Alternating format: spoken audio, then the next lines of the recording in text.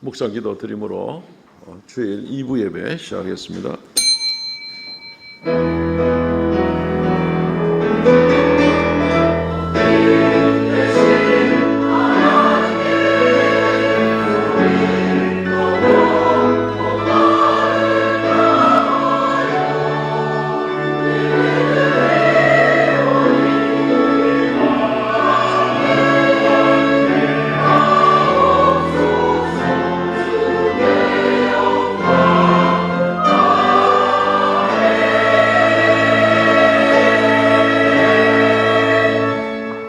나는 포도나무요 너희는 가지라. 그가 내 안에 내가 그 안에 거하면 사람이 열매를 많이 맺나니 나를 떠나서는 너희가 아무것도 할 수 없음이라. 너희가 내 안에 거하고 내 말이 너희 안에 거하면 무엇이든지 원하는 대로 구하라. 그리하면 이루리라. 주 하나님 은혜를 감사합니다. 우리를 하나님의 자녀로 택하시고 부르시고 오늘에 이르기까지 믿음을 주시고 하나님께 예배할 수 있는 귀한 축복을 주심을 감사합니다. 지난 한 주간도 우리와 함께 하셨으며 지난 주일에는 특별히 많은 우리 새로 교회에 오신 분들을 주님께서 허락하여 주셔서 감사하옵나이다. 한 분 한 분 일일이 기억하여 주시고 선하게 인도하여 주옵소서. 이 시간 머리 숙이오니 좌정하사 홀로 영광받아 주옵소서. 한량없는 주님의 은혜와 평강을 내려 주시옵소서. 예배의 시정을 주 앞에 의탁하옵고 예수님 이름으로 기도하옵나이다. 아멘.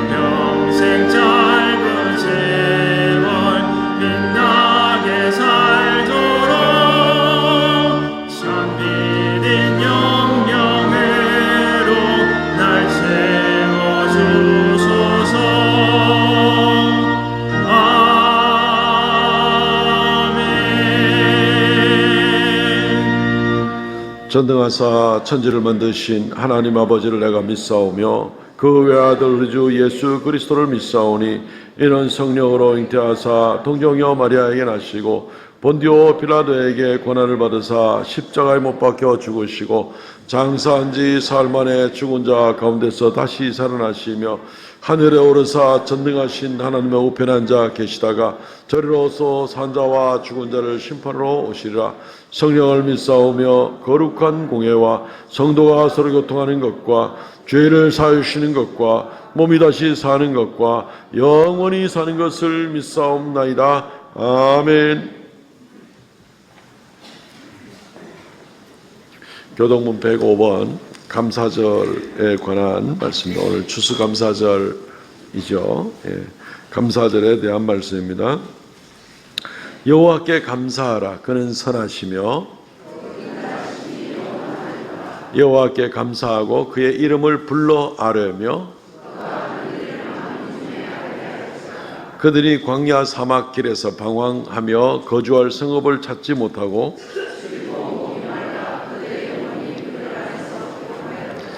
이에 그들이 근심 중에 여호와께 부르짖음에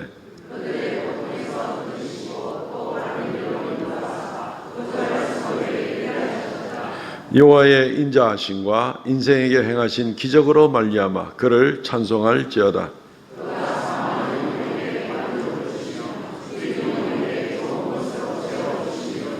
아멘.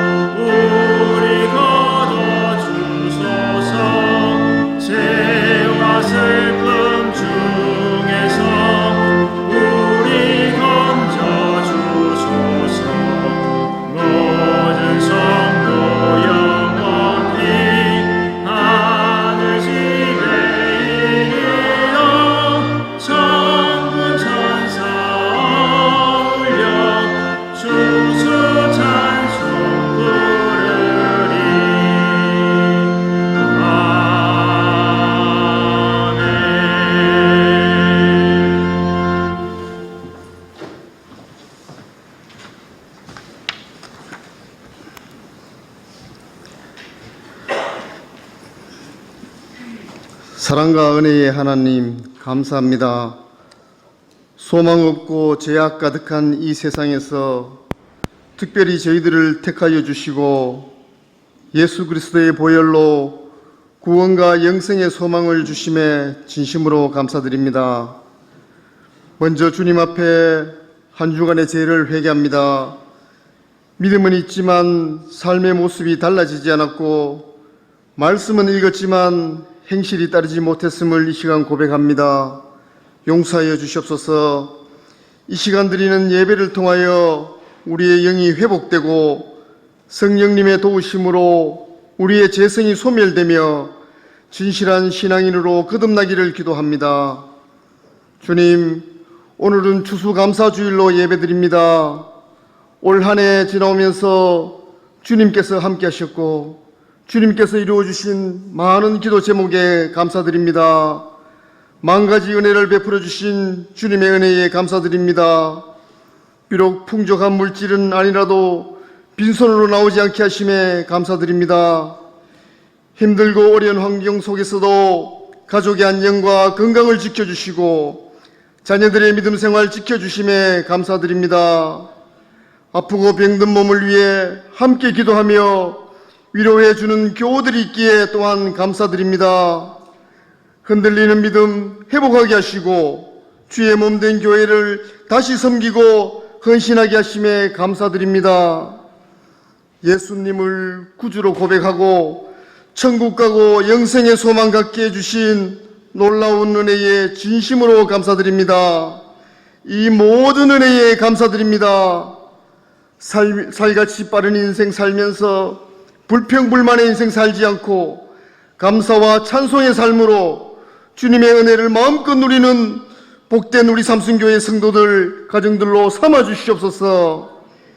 주님, 교회와 공동체를 위해 기도합니다. 말씀과 묵상으로 하나님을 더욱 깊이 알아가고 세상의 주인 되시며 우리의 모든 상황과 처지를 아시고 도우시는 하나님을 사랑하며 의지하는 믿음의 공동체 되게 하옵소서.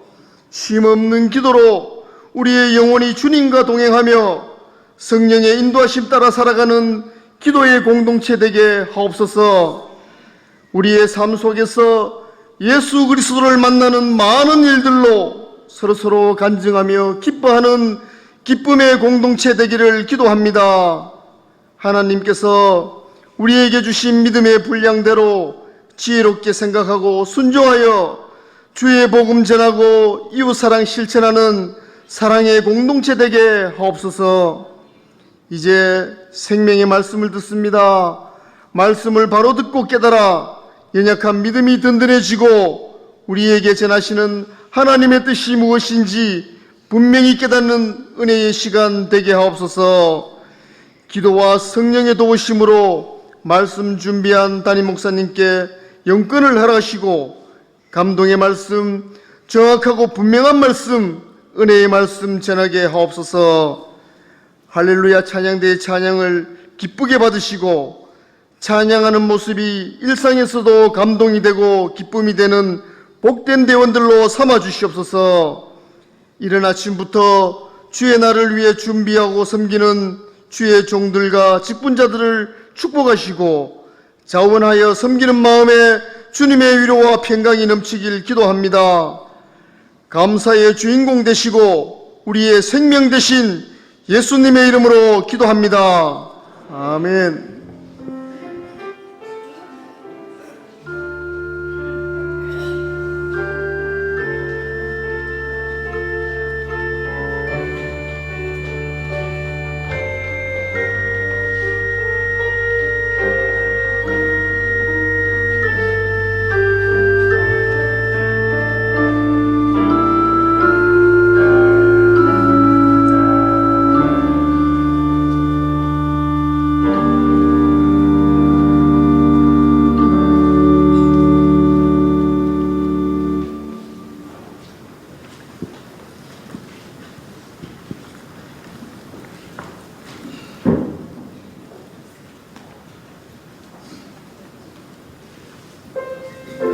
기뻐하라. 너희 온전한 마음으로 주를 기뻐하고 감사하고 노래하라.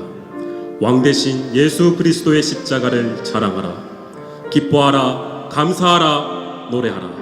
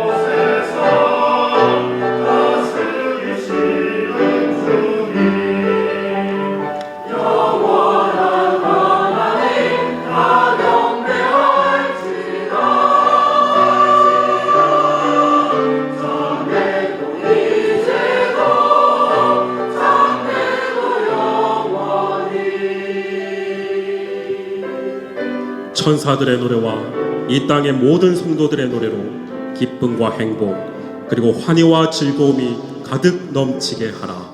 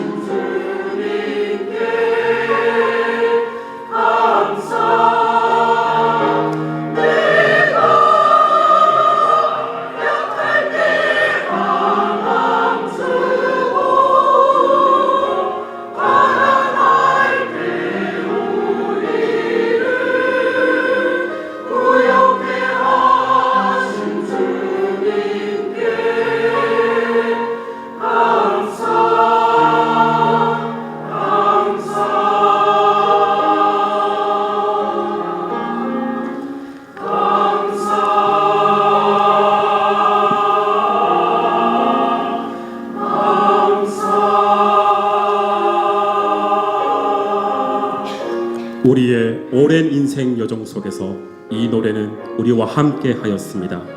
젊을 때부터 늙어질 때까지 밤낮 없이 기쁨과 경애로 이 노래를 불렀습니다. 지금 우리는 하나님께 감사할 뿐입니다.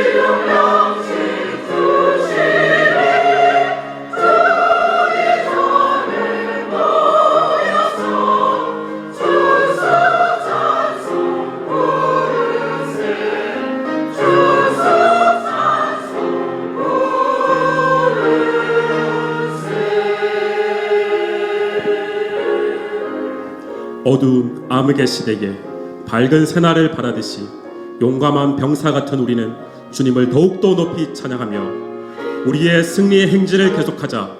기뻐하라 기뻐하라, 그리고 주께 감사하라.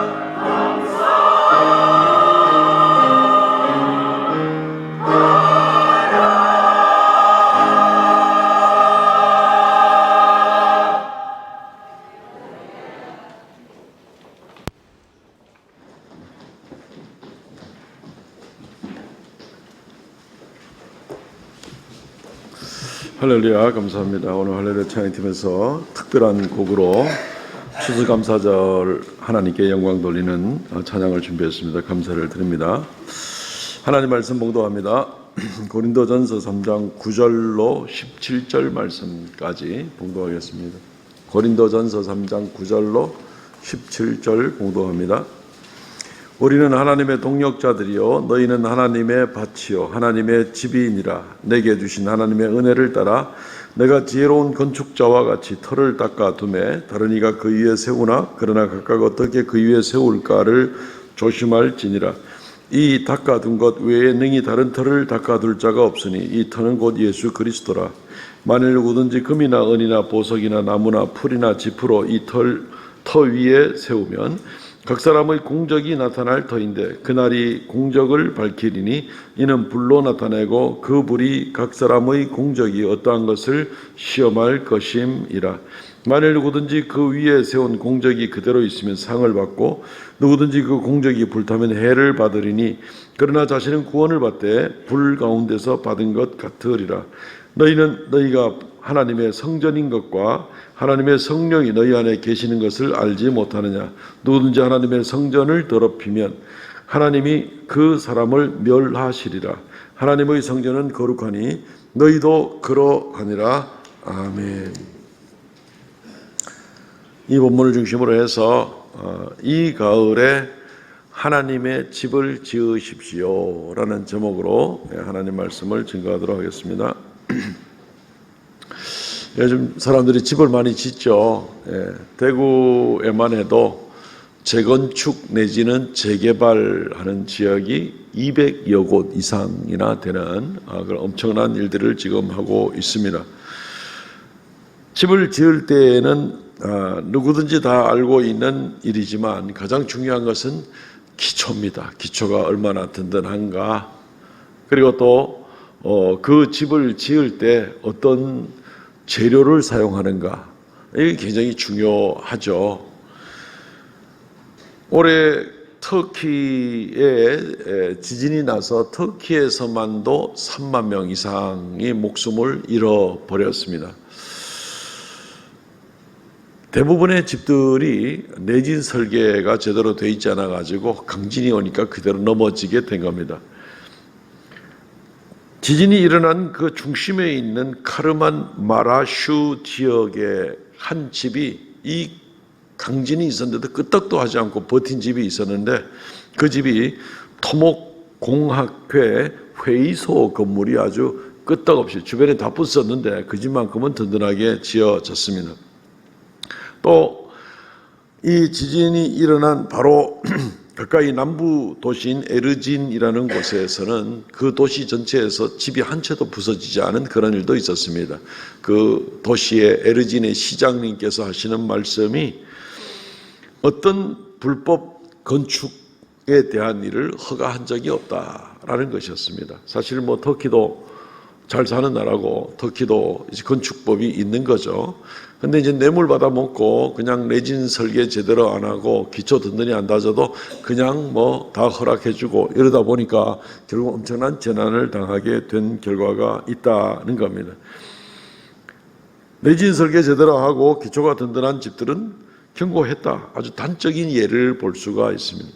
건축 재료 문제도 굉장히 중요하죠. 올해 화재가 큰 화재 중에 하나가 하와이 이 제도 가운데에서 있는 그 마우이 섬의 해변 도시가 완전히 불타버렸는데, 그 마을 80%가 완전히 전소가 되었는데 한 집이 유독 불이 안 탔습니다. 빨간 지붕, 하얀 집, 아주 유명한 졸제 빨간 지붕 집이 아주 유명하게 됐습니다.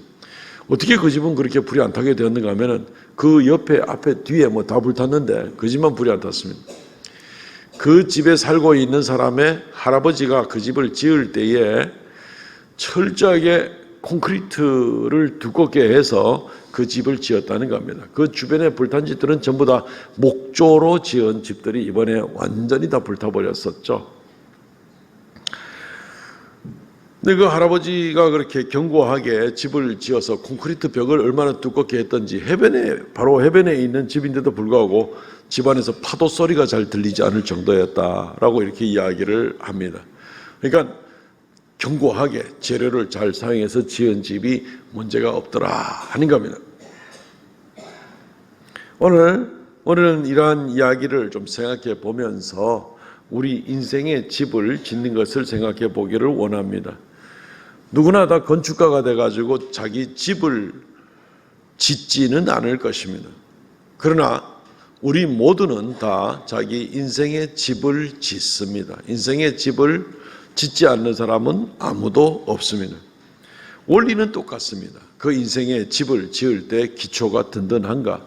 그 인생의 집을 지을 때 재료는 견고한 재료를 잘 사용을 했는가? 이 똑같은 원리를 가지고 볼 수 있습니다. 기초가 흔들리고 재료를 엉망으로 사용한 그런 집들은 풍파가 오면은 그냥 흔들리고 쓰러지고 무너지고 불타고 하겠지만, 이와 마찬가지로 우리 인생의 집이 든든한 기초 위에 서 있고 그 집을 구성하고 있는 벽돌 하나하나가 아주 견고한 재료를 가지고 우리 인생의 집을 지었다면 인생의 풍파를 만나거나 하나님의 심판대 앞에서도 견고하여서 결코 흔들림이 없는 그런 놀라운 인생의 집을 지을 수가 있을 것입니다. 오늘 성경은 우리더러 하나님의 집이다 이렇게 얘기를 하고 있습니다. 고린도전서 3장 9절 말씀에 우리는 하나님의 동역자들이요 너희는 하나님의 밭이요 하나님의 집이니라. 하나님의 집이라고 얘기를 하고 있습니다. 우리더러 하나님의 집이라니 우리가 이 부분을 오늘 좀 더 생각해 보고 기왕에 한번 사는 인생 가운데 하나님의 집, 우리의 인생을 잘 준비해서 하나님 앞에 복되고 영광된 삶을 살아가시기를 주의 이름으로 축원드립니다. 몇 가지를 생각해 봅니다. 어떻게 하나님의 집을 잘 지을 수 있습니까? 아주 상식적이고 분명한 얘기부터 먼저 우리 할 수 있습니다. 반석 위에 집을 지으십시오. 당연한 얘기죠.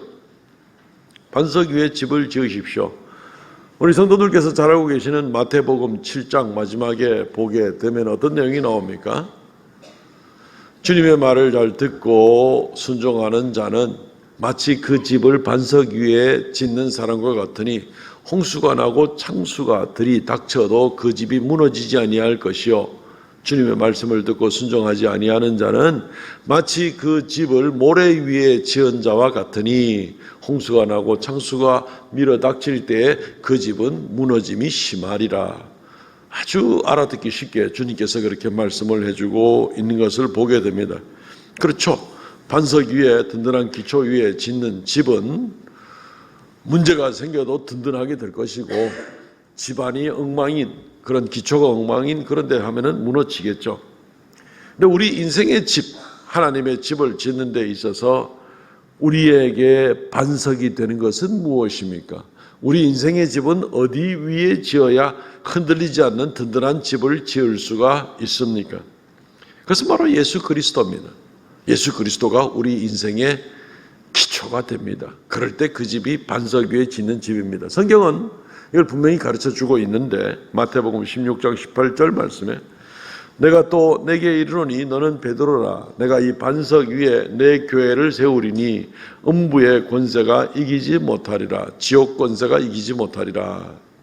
베드로에게 예수님이 말씀하시면서 네 이름이 베드로다. 베드로라는 말은 반석이라는 헬라 말입니다. 페트로스라는 그 헬라 말인데 네 이름이 반석이라서 반석에 대해서 잘 알 수 있는 것처럼 내가 나의 교회를 베드로 위에가 아니라 반석 위에 아주 든든하게 나의 교회를 세우게 될 텐데 어느 정도 든든한가 하면 지옥 권세가 결코 이기지 못할 그럴 든든한 하나님의 집을 세우겠다. 교회를 세우겠다. 이렇게 말씀을 하고 있습니다.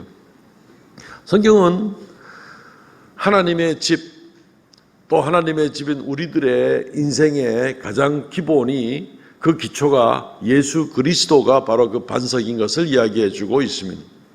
고린도전서 10장 4절 말씀에 보면 다 같은 신령한 음료를 마셨으니 이는 그들을 따르는 신령한 반석으로부터 마셨음에 그 반석은 곧 그리스도시라. 성경은 반석이 예수 그리스도라고 얘기를 하고 있습니다. 교회의 기초는 예수 그리스도입니다. 그래서 교회가 무너지지 않는 겁니다. 2000년 동안 온갖 기독교를 박해하는 온갖 악한 시도들과 권세들이 있었지만 주님의 교회가 무너지지 않는 겁니다. 오늘까지 든든한 겁니다.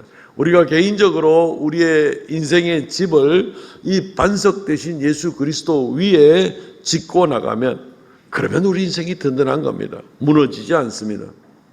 그렇지만 다른 것에 기초를 하고 살면 무너질 수가 있다는 얘기죠. 예수님이 우리의 인생의 집의 기초가 된다는 얘기는 그리고 그 위에 집을 짓는다는 얘기는 예수 그리스도를 믿는다는 얘기입니다. 예수 그리스도께서 하나님의 나라에 갈 길을 만드셨는데 십자가에 달려서 돌아가시고 우리 죄를 대신하여 돌아가시고 그래서 누구든지 그 예수 그리스도를 믿는 사람은 죄가 용서받고 영생을 얻게 되는 이 기초 굳건한 하나님의 언약이 바로 주님께서 우리에게 제공해 주시는 예수 그리스도 반석 대신 예수 그리스도 위에 믿음으로 집을 짓는 자들이 그들에게 주어지는 큰 특권이 바로 이 언약의 약속이 되는 것입니다.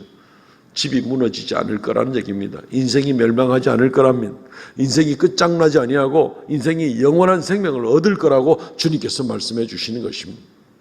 세상에 이런 반석이 어디 있습니까? 다른 반석은 없습니다. 이 반석은 하나님이요 하나님이신 예수 그리스도시요 하나님의 아들이시기도 한 예수 그리스도.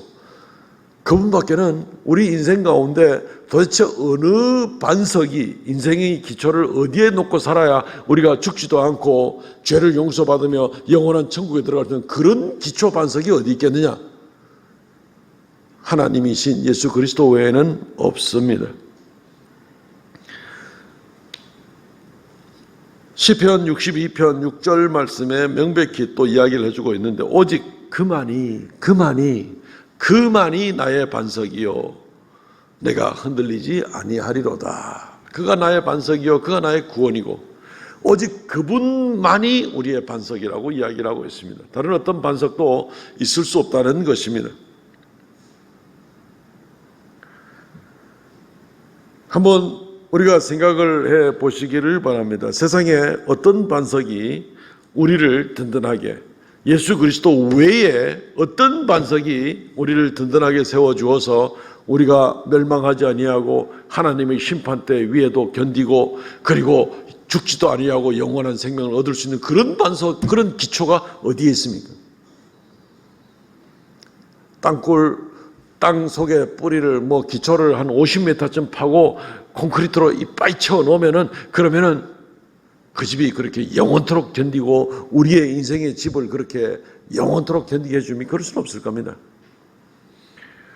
포항제철에 가보면은 이 철광석을 녹이는 불들이 있죠. 보통 한 1300도에서 1700도면은 어떤 철광석도 다 녹이고 어떤 쇳물도 다 그냥 물같이 줄줄줄줄 흘러내려오게 됩니다. 1300도에서 1700도면 충분합니다. 우리 지구 밑에 지금 이 마그마가 6000도까지 올라가는 마그마가 우리 땅 저 밑에 있습니다. 아무리 콘크리트나 든든한 바위를 갖다 놓는다 해서 그 바위가 그 위에 지은 집이 영원하게 가거나 그럴 수는 없는 겁니다. 물론 비유적으로 생각해 볼 수 있는데, 더구나 우리의 죄 문제를 해결하고 우리를 영원토록 죽지 아니하고 영생을 얻게 하는 그런 인생의 기초의 집은 세상에는 어떤 것은 안 됩니다. 오직 그분만이, 오직 예수 그리스도만이 우리를 위하여 대신 돌아가셨기 때문에 우리가 그를 믿고 일어설 때 우리가 구원을 받을 수가 있게 되는 겁니다. 예수님만이 인생의 기초입니다. 예수님 외에 인생의 기초를 두고 있는 그런 사람들은 어떤 기초를 두고 있다 하더라도 얼마 못 갑니다.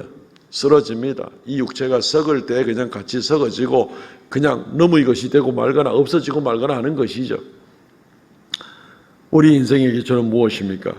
혹시 나의 젊음이 나를 든든하게 바치고 있고, 나의 돈이 나를 바치고 있고, 나의 사회적인 역량이나 지식이 나를 든든히 바치고 있고, 나의 외모가 그래도 한 외모 한다고 그렇게 자랑을 하고 자기의 자부심을 가지고 살아갑니까?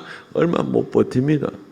우리를 자부심 있게 해줄 수 있는 일들이 되지 않다. 더구나 우리 속에 있는 죄는 한 터럭도 해결하지 못합니다. 그런 것들로 아무것도 감당시켜주지 못하는 그런 것들을 가지고 나는 인생이 든든해, 내 기초야, 이렇게 생각한다면 크게 착각하고 있는 것이라는 것입니다.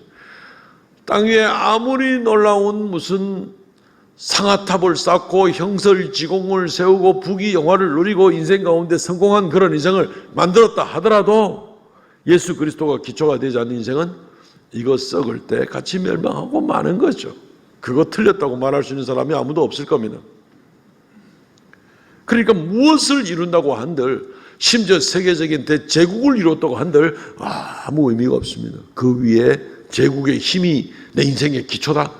얼마 못 갑니다. 끝나고 마는 것이죠. 오직 예수 그리스도, 반석 대신 예수 그리스도 위에 우리 인생의 집을, 기초를 만드는 바로 그런 사람만이, 예수 그리스도를 믿는 그 믿음으로만이 짓는 그 집이 안전하다는 것입니다. 그러므로 사랑하는 성도 여러분, 우리가 오직 반석 대신 예수 그리스도 위에 인생의 기초를 쌓고 그렇게 나가시기를 주의 이름으로 축원드립니다. 두 번째는 불타버릴 헛된 집을 짓지 마십시오. 상식적으로 다 아는 얘기죠. 누가 불타버릴 그런 집을 짓겠습니까? 하와이에다 나무로 집을 짓더니만은 한꺼번에 다 불타버리고 마는 거 우리가 영상으로도 다 보고 있지 않습니까? 기초는 예수 그리스도 위에 두었는데 나는 예수 믿고 살아야 되겠다는 걸 인정하겠는데 믿음은 됐고 그 다음에 내 인생은 전혀 예수님을 따라 살지 아니하고 내 마음대로 생각날 때마다 이렇게 살다가 저렇게 살다가 그냥 내 마음이 시키는 대로만 살아가는 그런 모습일 때 그 집은 불타기 쉬운 집이다라는 것을 우리는 생각해 보아야만 합니다. 사람들은 불타버릴 집을 좋아하지 않죠.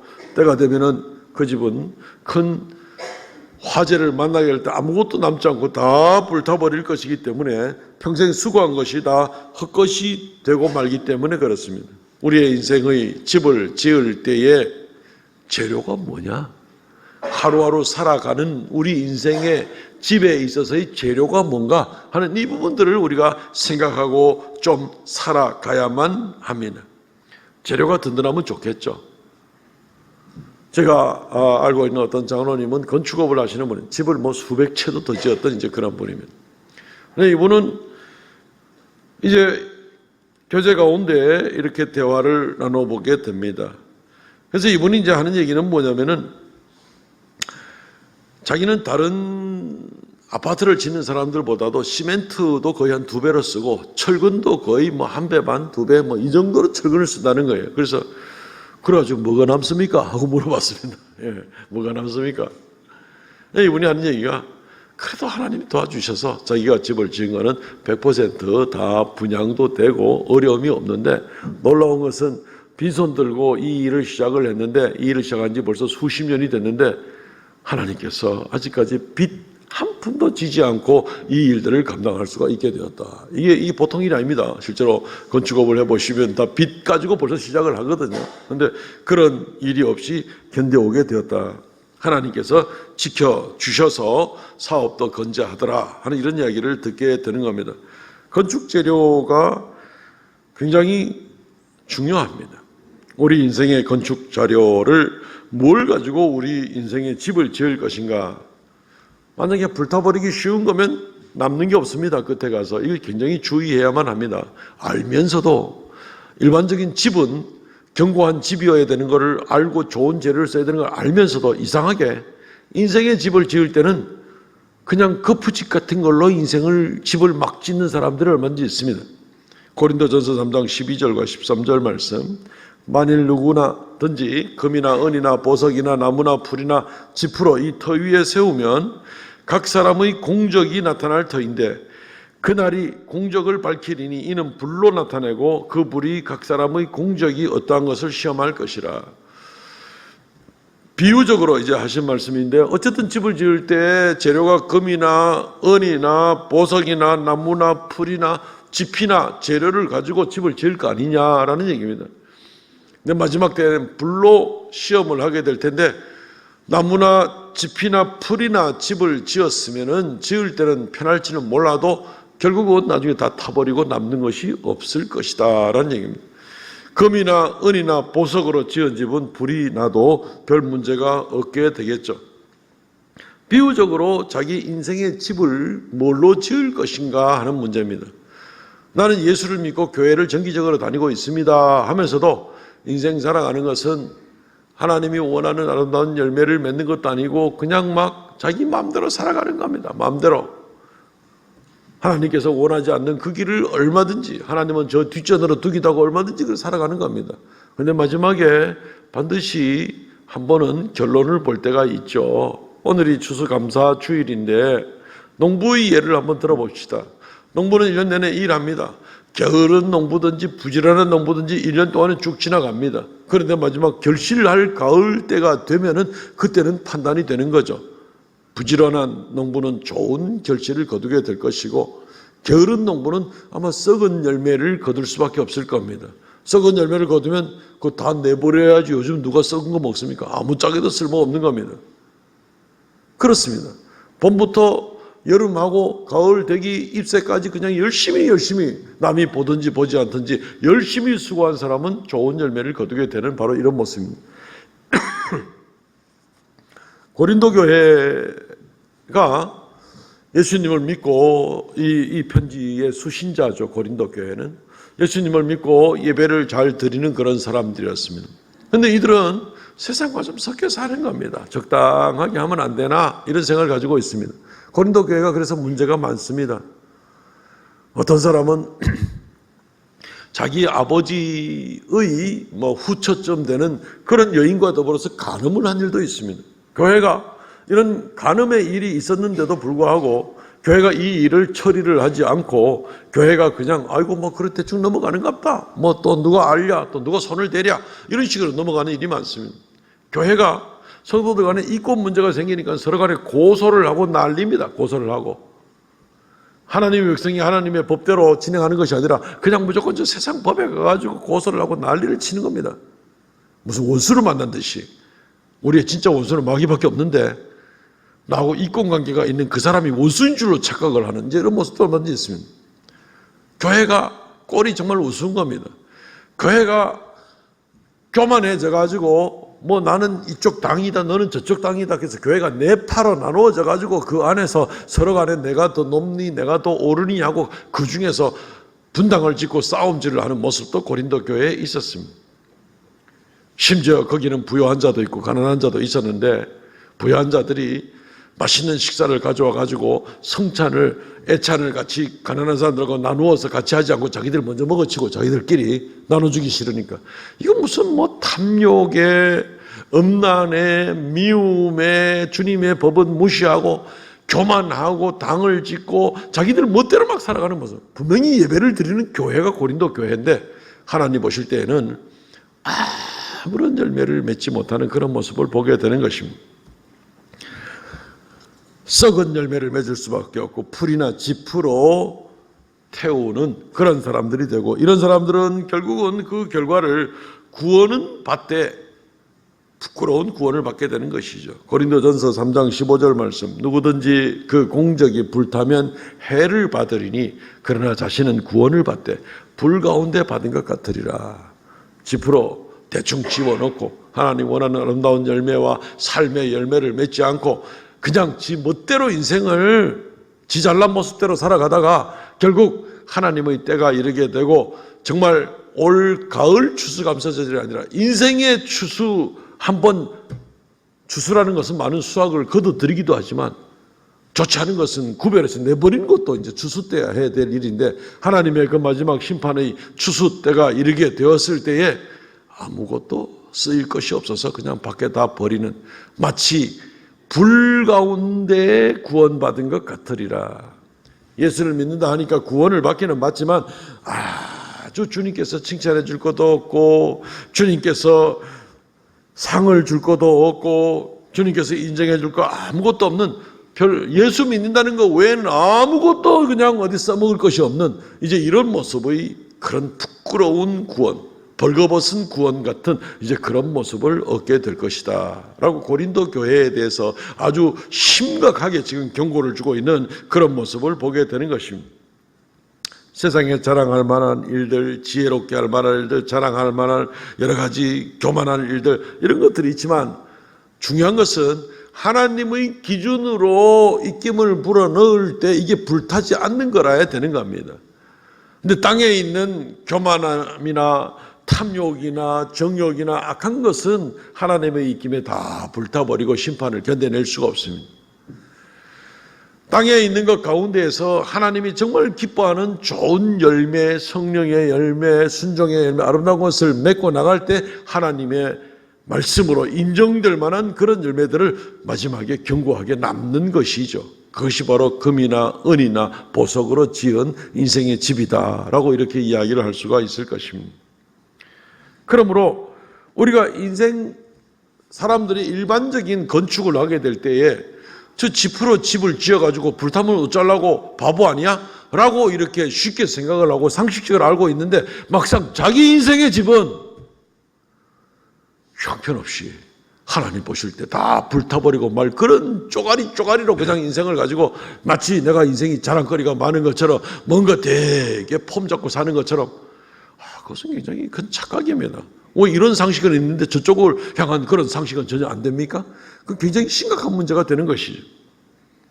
그러므로 사랑하는 성도 여러분, 우리는 올 한 해 추수감사절을 맞이하면서 특별히 올 한 해 동안 내가 살아오면서 주님께서 건질 만한 좋은 열매들을 어떤 삶의 열매를 맺고 왔는지를 좀 돌아보셔야만 합니다. 추수감사절은 감사하는 동시에 선별하는 날이 추수감사절이기도 하니까 잘 돌아봐야 됩니다. 만약에 이 한 해 동안 살아오는 동안 말은 분명히 하나님 믿는다고 하면서 삶의 열매는 다 주님이 보실 때 쓸 게 하나도 없어가지고 다 그냥 자기밖에 모르고 이기적인 욕심으로 살아온 그런 모습이 있으면 다 주님 앞에 버림받아야 될 것밖에 올 한 해 남는 게 하나도 없는 그런 인생을 산 것밖에 되지 않습니다. 찬송과 하나님 앞에 경배를 드리고 감사를 드리고 순종을 하고 겸손하게 다른 사람을 세워나가고 나가는 어떤 그런 모습들로 살아왔는가? 아니면 인생 자기 마음대로 살아오는가? 잠시 땅에서는 우리 경상도 말로 지팔 지흔든다 그러는데 자기 마음대로 살아갈 수 있을 수 있습니다만은 때가 되면 모든 것이 심사대 위에 올라가는 것을 우리가 생각해야 된다는 것입니다. 그러므로 우리 성도들은 부끄러운 구원을 받게 되는 그런 모습으로 나가지 아니하고, 우리 성도들은 불탈 집을 짓지 마시고, 혹시 올해 맺은 열매가 부족하거든 내년부터는 더 열심히 일하고 더 열심히 하나님 기뻐하시는 아름다운 열매를 맺으며 살아가야 되겠다. 그래서 주님이 우리를 볼 때는 그냥 알곡이 가득하고 너무나 탐스러운 삶의 열매들로 주님을 기쁘시는 그런 인생을 살아가야 되겠다. 이것을 각오할 수 있는 귀한 역사가 있기를 바랍니다. 세 번째, 거룩한 집을 지으십시오. 거룩한 집을 지으십시오. 바울은 9절 말씀에 말하기를 너희는 하나님의 집이라고 얘기를 합니다. 그런데 오늘 16절 17절 말씀은 너희가 하나님의 성전인 것을 알지 못하느냐. 한 걸음 더 나갑니다. 결국 똑같은 말인데 좀 더 구체적으로 한 걸음 더 나갑니다. 너희는 너희가 하나님의 성전인 것과 하나님의 성령이 너희 안에 계시는 것을 알지 못하느냐. 누구든지 하나님의 성전을 더럽히면 하나님이 그 사람을 멸하시리라. 하나님의 성전은 거룩하니 너희도 그러하니라. 우리 몸에 만약에 하나님의 성령께서 우리에게 영원한 생명을 주시는 것이 아니면, 하나님께서 우리에게 함께 하셔서 우리가 하나님의 성전이 되는 것이 아니면, 우리에게 하나님의 언약이 있어서 영생을 얻는 것이 아니면 우리 몸은 그냥 몸입니다. 몸. 그냥 이 속에 내장도 들어있고 뭐 밥도 있고 똥도 있고 그냥 막 뭐 이래서 하는 우리 몸입니다. 그냥.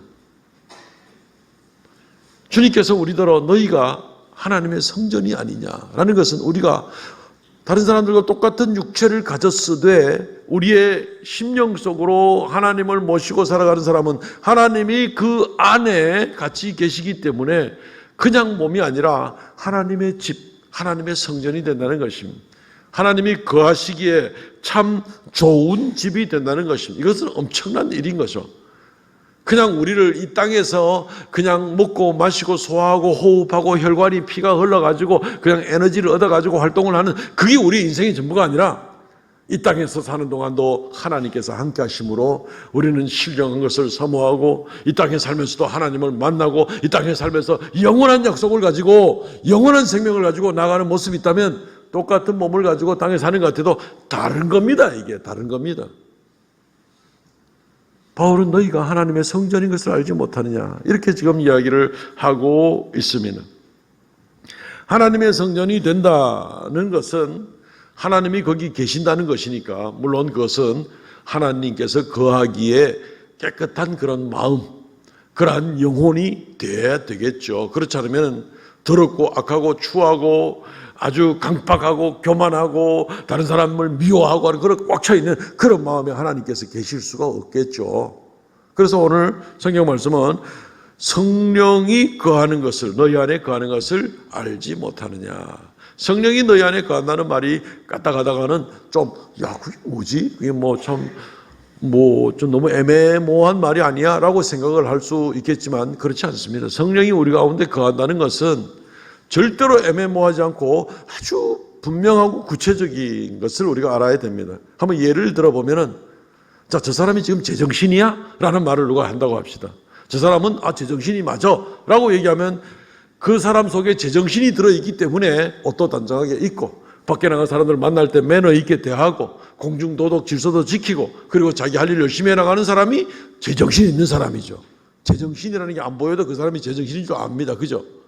근데 사람이 하는 행동이 막 이상하고 막 이상하게 뭐 좀 미친 사람처럼 행동을 하고 이러면 저 사람은 제정신이 아니다라고 얘기를 하죠. 이게 애매모호합니까? 구체적이죠. 아주 현실적입니다. 성령이 우리 안에 거할 때도 마찬가지입니다. 성령께서 우리 안에 거하신다는 얘기는 성령께 이끌림을 받고 성령께서 기록하신, 성령께 주신 말씀을 따라서 우리가 한 구절이라도 지키고 나아가는데 이것이 우리의 삶의 결단으로 한 걸음 한 걸음 바깥으로 나가게 되는 겁니다. 성령의 이끄심, 하나님 말씀대로 따라 살아가느냐, 아니면은 어차피 그건 애매모호한 거니까 모르겠고 나는 내 마음대로 살아가겠다 하느냐, 이게 다 애매모호한 게 아닙니다. 아주 구체적입니다. 이쪽을 선택하게 갈래? 아니면 저쪽을 선택하게 갈래? 그 문제입니다. 교회 앞에 대문을 나가가지고 큰 길이 있는데 이 큰 길에 오른쪽으로 할래? 왼쪽으로 할래? 이게 애매모호합니까? 아주 구체적이죠. 오른쪽 아니면 왼쪽이겠죠. 무엇을 쫓아가며 살겠느냐는 것입니다. 성경 말씀은 갈라디아 5장 16절 17절 말씀. 내가 너희에게 이르노니 너희는 성령을 따라 행하라. 그리하면 육체의 욕심을 이루지 아니하리라. 육체의 소욕은 성령을 거스르고 성령은 육체를 거스르나니 이 둘이 서로 대적함으로 너희가 원하는 것을 하지 못하게 하려 함이라. 내면 가운데 일어나는 투쟁이 있는데 성령을 쫓아가면 이쪽으로 행동이 드러나게 될 것이고, 성령을 무시하고 하나님의 뜻을 무시하고 죄의 욕심대로 끌려가면 이쪽으로 행동하게 되게 될 겁니다. 분쟁은 있지만 속에 이것은 아주 명백한 분쟁이고, 그리고 나타나는 결과는 아주 구체적으로 행동으로 드러나게 되어 있는 겁니다. 이게 어떻게 애매모호할 수가 있습니까? 성령을 쫓아가든지 육체를 쫓아가든지 둘 중에 하나입니다. 물론 어떤 사람은 뭐 기도할 때는 성령을 쫓아가다가 교회에 나가면은 그 다음에 육체를 쫓아가는 사람도 있긴 있습니다. 그 복잡한 사람은 저도 해석이 안 됩니다. 어떻게 해야 될지. 한 가지만 택하십시오. 무엇을 따라가느냐는 겁니다. 무엇을 쫓아가고 있습니까? 아니 이것도 저것도 아니고 나는 그냥 행복을 쫓아가고 있어. 나는 그냥 내 기쁨을 쫓아가고 있어. 그게 뭐 꼭 성령을 안 쫓아간다는 것도 아니고 꼭 육체를 쫓아간다는 건 아니고 뭐 애매모호한 그런 말씀을 하실 수는 있습니다만은 그렇진 않습니다. 어떤 사람은 행복의 무지개를 쫓아갑니다. 그게 뭔지도 모르면서. 어떤 사람은 정욕과 교만을 쫓아갑니다. 어떤 사람은 돈과 파괴를, 미움을, 원수를 쫓아갑니다. 복수하려고. 영국의 문인인 버틀란트 러셀이라는 분이 나는 무엇을 위해 살아왔는가라는 책을 썼습니다. 아주 뭐 대문호고 지식인이고, 이분의 이 책 가운데 몇 가지 생각해 볼 만한 어록이 있습니다. 이분이 이런 얘기합니다. 대부분의 사람들이 다른 무엇보다도 돈을 좋아한다고 생각했으나 돈보다 파괴를 훨씬 더 좋아한다는 것도 알게 되었다. 본인의 경험과 연구와 여러 가지를 통해서 보니까 돈을 최고로 좋아하는 것 같은데, 가만히 보니까 이 돈을 얻기 위해서 파괴를 기꺼이 더 즐겨 하더라는 겁니다. 사람들이. 또 이런 얘기합니다. 지성인은 을에 진리를 사랑한다고 생각했으나 인기보다 진리를 더 사랑하는 지성인은 10%도 안 된다는 것을 다시금 깨달았다. 지성인이라 그러면 대단히 뭐 이렇게 머리에 많이 든, 그래서 진리를 추구하고 막 이런 생각했는데, 가만히 보니까 그 진리 자체를 추구하는 사람은 10%도 안 되고 그거 가지고 자기의 인기를 더 추구하더라. 아주 예리한 그런 지적입니다. 더 재미있는 이야기도 있습니다. 바보의 낙원에 사는 사람들의 행복을 절대로 부러워하지 말라. 오직 바보만이 그것을 행복으로 생각할 테니까. 이게 무슨 얘기입니까? 바보들이 자기들끼리 기준을 만들어 가지고 이게 행복이고 이게 천국인 거야 하고 자기들 나름대로 기준을 가지고, 뭐 예를 들면 돈이 최고고 교만이 최고고 잘난 척이 최고고 뭐가 최고고 인물이 최고고 남자가 최고고 여자가 최고고 뭐 별짓을 다 하고 그게 최고로 값어치를 부여하는데, 거기서 그러니까 내가 사는 이 울타리에서는 이게 바로 천국이지 뭐냐, 그것을 부러워하지 말라. 왜냐하면 오직 바보만이 그것을 행복으로 생각할 터니까. 아주 재미있고 의미 있는 그런 말입니다. 자기들이 세운 기준으로, 가치관으로 그게 최고라고 생각을 하고 자기들이 그렇게 행복하고 좋아서 난리예요. 우물한 개구리죠. 우물한 개구리. 그냥 아무것도 모르면서 그냥 그 최고인 줄 알고, 그게 아닌데 얼마나 엉망인 인생을 지금 살아가고 있는지, 심판이 기다리고 있는지 알지 못하고 이제 그렇게 얘기를 하고 있는 겁니다. 그보다는 훨씬 고상하게 이 대문호는 이런 얘기를 합니다. 자기가 평생 추구했던 것, 세 가지 열정이 내 인생을 지배해 왔으니 사랑에 대한 갈망, 지식에 대한 탐구욕, 인류의 고통에 대한 참기 힘든 연민이 바로 그것이다. 버틀란트 러셀은 이 세 가지를 추구했다는 겁니다. 사랑에 대한 갈망, 지식에 대한 탐구욕, 인류에 대한 연민. 이거 너무나 귀한 이제 그런 얘기가 되겠죠. 인생으로서 이것보다 더 고상하고 고매한 그러한 것을 추구할 수가 있을까 생각이 들 정도로 이분이 자기가 추구해왔던 것을 설명을 하고 있습니다. 그러나 오늘 성경 말씀에 비춰보면 그것마저도 굉장히 수준 낮은 이야기에 지나지 않습니다. 그것마저도 굉장히 수준 낮은 이야기에 지나지 않습니다. 이런 것들 인간이 추구할 수 있는 그런 몇 가지 최선의 것들이 있다고 합시다. 근데 오늘 성경은 뭡니까? 너희가 거기에 이끌림을 받는 것보다 더 놀라운 것이 있는데, 바로 하나님의 성령의 이끌림을 받아 살아가는 것입니다. 하나님의 말씀과 하나님의 뜻과 하나님께서 지금부터 우리를 하나님의 형상으로 변화시키시면서 저 영원하고 놀라운 천국으로 영생 가운데 하나님 나라의 기업으로 우리를 이끌어갈 그 성령을 쫓아가는 것, 이 안에 행동으로 나타나는 것은 뭐 진리도 있고 사랑도 있고 뭐 이웃에 대한 귀 여기는 것도 있지만 근본적인 것은 성령을 쫓아가는 것이다. 우리는 하나님이 이끄시는 대로 비교할 수 없습니다. 이 세상에 아무리 대문호며 문학가며 뭐 깊은 연구를 했는 사람이라도 성경 말씀이 우리에게 제시하는 이 차원이 다른 너희는 거룩한 하나님의 성전이다. 그러니까 너희의 인생이 하나님의 성전이 되게 하고 하나님께서 늘 너희 인생 가운데 함께하는 그런 인생을 살아가라. 하나님이 함께하는 인생, 지금부터 영원토록 하나님이 동행해 주시고 영원한 곳으로 인도하실 것이다. 어떻게 이것을 추구하고 쫓아가는 것하고 세상에 뭐 그냥 바보들의 천국을 생각할 필요도 없이 세상에 나름대로 고상하다고 생각하는 사람들의 그 추구하는 것하고 성경이 오늘 우리에게 말씀하시는 것 어떻게 비교가 되겠습니까? 가장 이 인생 가운데 추구할 것이 무엇인가? 세상 사람들은 한 번밖에 없는 인생이니까 내 멋대로 먹고 마시고 즐기고 죄짓고 뭐 누가 뭐라 하겠냐? 그게 세상 사람들의 한 번밖에 없는 인생이니 하는 주장입니다. 그러나 사실 반대로 우리가 인생의 집을 평생에 한 번밖에 못 짓습니다. 그리고 우리의 인생에 한 번밖에 없는 인생에, 이 땅에 있는 인생을 오히려 얼마나 보람되게 가장 거룩하게 가장 영원한 것을 위하여 하나님이 함께 하시는 그 영광의 집을 우리가 지어나가는 사람이 가장 자기 인생 사랑하는 거 아닙니까? 가장 멋진 인생 아닙니까? 그렇게 살아가야죠. 왜 인생을 함부로 허투루 엉망으로 다 쓰러지고 불타버리고 말 그럴 집을 짓느라고 하루하루 바쁘다는 말입니까? 어리석은 인생인 거죠. 성령을 쫓아가고 거룩한 집을 지으시기를 바랍니다. 그 집은 무너지는 법이 없습니다. 그 집은 하나님이 함께 하심으로 영광의 집으로 쫙 연결되는 바로 그런 인생의 집이 될 것입니다. 말씀을 맺겠습니다. 누구나 인생 사는 가운데 눈으로 보이는 집을 짓지 않을 수는 있습니다만은 자기 인생의 집을 짓지 않는 사람은 아무도 없습니다. 그리고 그 집은 한 번밖에 못 짓습니다. 그리고 개인에 따라 다르겠지만 그 인생의 집을 마무리하고 지어나갈 기간이 그렇게 많지 않은 사람들도 얼마든지 있습니다. 그래서 우리는 어떻게 우리의 남은 인생 동안에 우리의 인생의 집을 지어나가게 될 것인가를 잘 생각하시기 바랍니다. 하나님의 집을 지으십시오.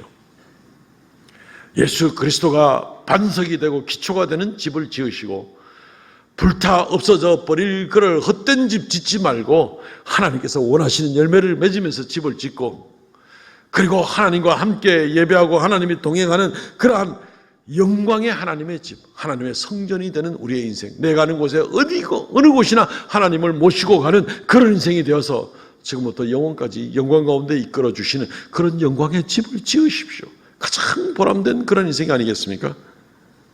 이 말씀 생각하시면서 이 시간 통성을 다시 한번 기도하겠습니다. 하나님, 이 가을에 우리 인생의 집을, 하나님의 집을 짓기를 원합니다. 우리를 붙들어 주시옵소서. 남은 생애 동안 하나님과 동행하는 그러한 집을 짓게 하여 주옵소서. 통성으로 간절하게 자기를 위해서 기도합니다.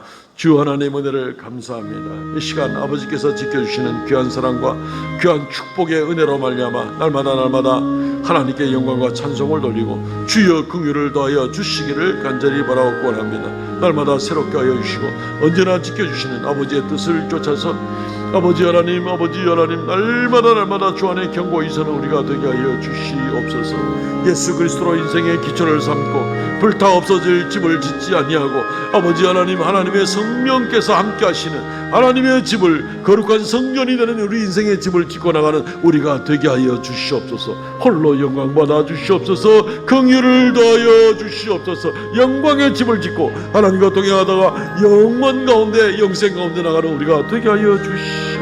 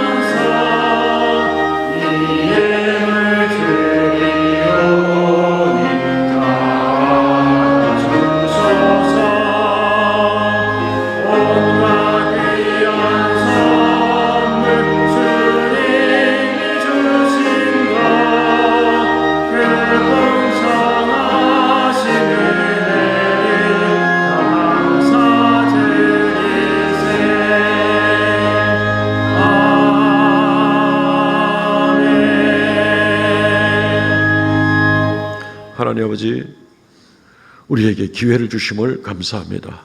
은혜 주심을 감사합니다. 남은 인생 허투루 살지 아니하고 하나님 믿으며 주님 원하신 아름다운 열매에 맺으며 하나님께 영광 돌리며 살아가는 영생과 천국의 기업을 받는 하나님의 백성답게 살아가는 우리가 되게 하여 주옵소서. 이 시간 아버지 앞에 귀한 예물 올립니다. 오늘 특별히 추수감사절로 특별 감사 예물을 올리고 아버지 하나님 또 하나님 명하신 대로 11조의 예물, 감사 예물, 정한 예물 올려오니 주님께서 연락하여 주시고 생명의 역사, 주님의 영광 나타나게 하여 주옵소서. 드린 손길마다 주께서 만복을 더하시고 불꽃 같은 눈으로 지켜주셔서 땅에 사는 동안 부족함이 없게 하시고 순간순간 주님이 지키시고 동행하여 주옵소서. 이 시간 머리 숙입니다. 사랑하는 모든 성도들 한 사람 한 사람 또 그 가정에 그 모든 행하는 일들에 이 한 주간도 복을 더하여 주셔서 주님 함께하여 주옵소서. 예수님 이름으로 기도하옵나이다. 아멘. 지금은 우리 주 예수 그리스도의 은혜와 아버지 하나님 극진하신 사랑과 성령의 교통하심과 새롭게 하심의 역사가 이 시간 머리 숙여 경배하는 하나님의 거룩한 백성들에게 영원토록 함께 있을지어다. 아멘.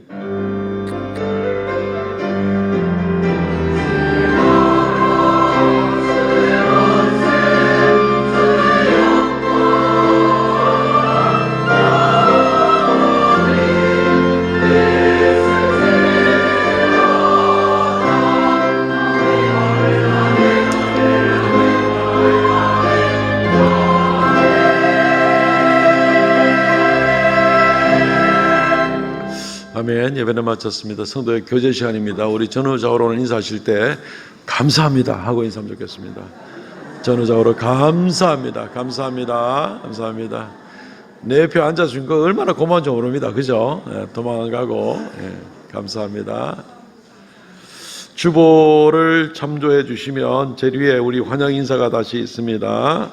지난주에 우리가 우리 교회로 많은 분들을 초청했습니다. 지난주에만 우리 교회를 처음 오신 분들이 309명입니다.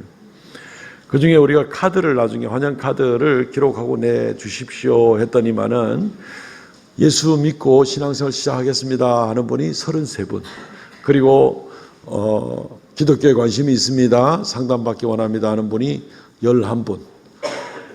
그렇게 해서 지난 주간 동안 우리 인도에 오신 분들한테 열심히 다 연락 갔을 거예요. 그래서 다시 또 모시고 올 수 있도록 그렇게 안내를 부탁을 드렸고, 또 다음 이번 주간 중에는 또 상담받기 원하는 분들 스케줄 정해서 또 저부터 부지런히 만나면서 또 상담도 하고 또 우리가 하나님도 소개하는 그런 시간을 이렇게 가지려고 합니다.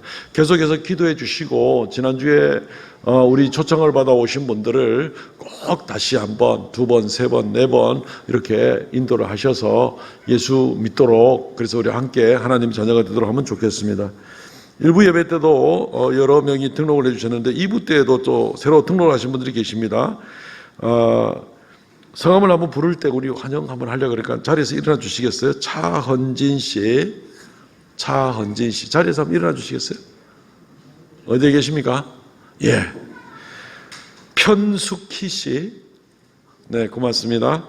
홍승희 씨, 홍승희 씨, 고맙습니다. 홍정옥 씨, 홍정옥 씨, 잠시만 일어나 계셔 주시고요. 박현권 씨, 박현권 씨, 예, 우리 이분들을 위해서 크게 박수 한번 쳐주시면 고맙습니다. 네, 환영합니다. 자리에 앉아 주십시오. 앉아 주시고요. 등록 카드 내주신 분들은 요 인사 마치고 내려가실 때 1층에 새가족실로 안내를 받아 오시면 좋겠습니다. 그러면 저하고 잠시 좀 더 대화를 나누겠습니다. 지난주에 이어서 오늘 또 오신 분들이 더 계시는 것 같은데 크게 주님의 이름으로 환영합니다. 가능한 등록 카드를 써주시면 저희가 좀 더 용기를 가지고 더 적극적으로 접근하고 또 교회를 소개하고 기독교를 소개하고 예수님 소개하기를 원합니다. 인도자 되신 분께서는 꼭 안내해 주셔서 새가족실로 와서 등록하실 수 있도록 소개를 안내를 해 주시고, 또 혹시 지금 오신 분들 가운데 나를 인도했던 분은 오늘 2부 예배 때는 안 보인다. 혹시 1부 예배 들어가셨는지 모르겠어요. 안 보이면은 우리 계단 내려가다 보면은 교역자들, 목사님들이 서서 인사합니다. 그분들은 아무에게나 안내해 주십시오라고 말씀드리면 그분들이 또 안내를 해 주실 겁니다. 어쨌든 1층 새가족실에 오시면 같이 만나서 저하고 대화도 하고 교인 등록 과정을 소개해 드리도록 하겠습니다. 성경 완독자들은 다음 주일까지 사무실을 알려주시고요. 오늘 추수감사 주일입니다. 오늘 정성껏 예물을 우리 성도들은 예물을 다 준비하신 줄로 압니다. 혹시 오늘 예배를 준비하지 못한 분들은 이건 주님의 명령이니까 성경 말씀에 다음 주에라도 꼭 추수감사 예물을 드릴 수 있으면 좋겠습니다.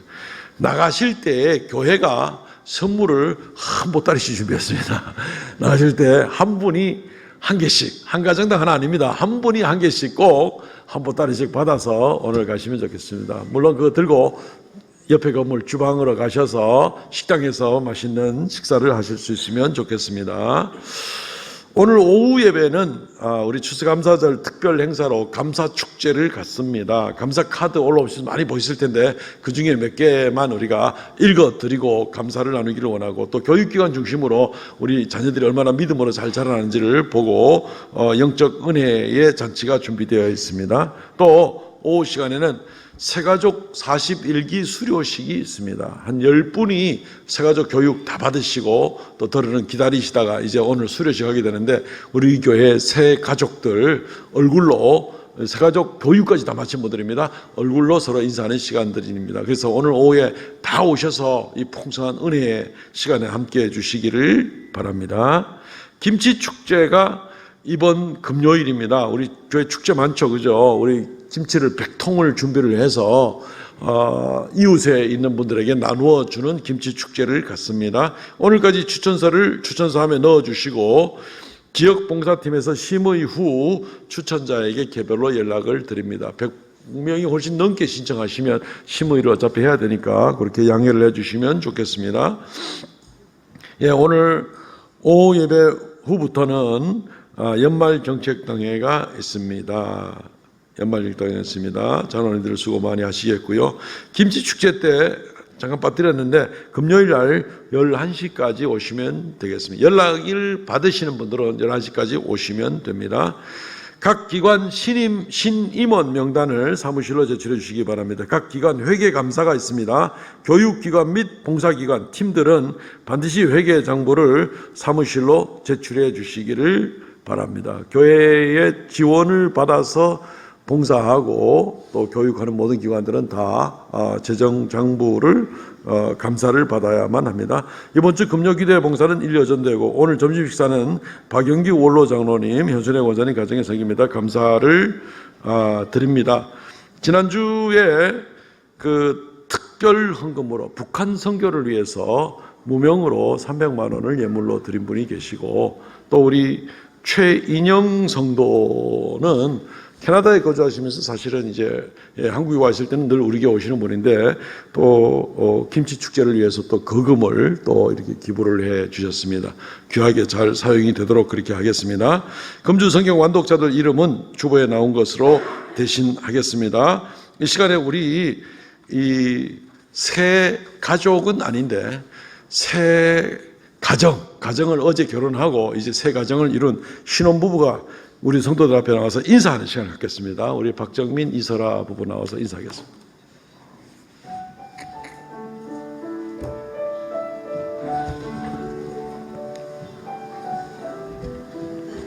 마이크 잡고 인사해 주시기 바랍니다.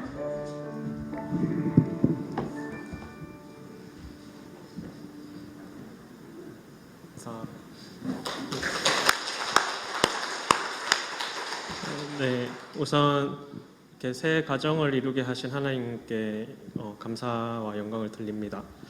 어저께 눈도 오고 대구에 눈이 잘 안 오는데 또 하나님 축복 가운데 여러분들 축복 가운데 또 결혼 예배를 잘 하고 이렇게 인사드리게 돼서 감사드리고 믿음의 가정을 잘 세우도록 하겠습니다. 감사합니다.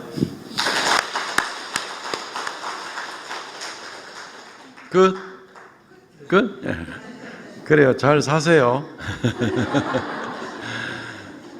예, 어제 결혼식 하고 바로 신혼여행 안 떠나고 오늘 예배하고 신혼여행 떠나겠다 이런 중심을 가지고 오늘 예배를 하게 되었습니다.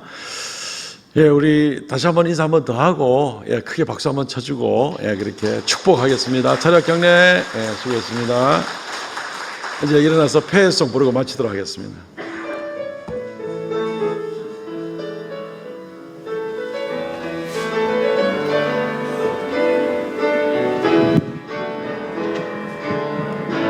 우리 가운데 찾아오신 하나님 사랑 내 안에 그 한없는 사랑 우리를 통해 흐르게 하소서. 십자가 사랑 본을 받아 그렇게 살아가게 하소서. 그 사랑 받은 우리 사랑하는 우리 되게 하소서.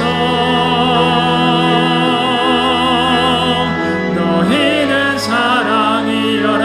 너희는 빛이 되어라.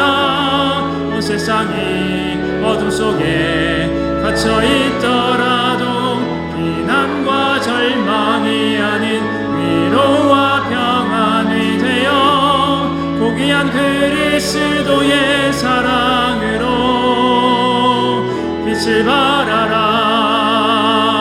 너희는 사랑이여라. 너희는 빛이 되어라. 온 세상이 어둠 속에 갇혀 있더라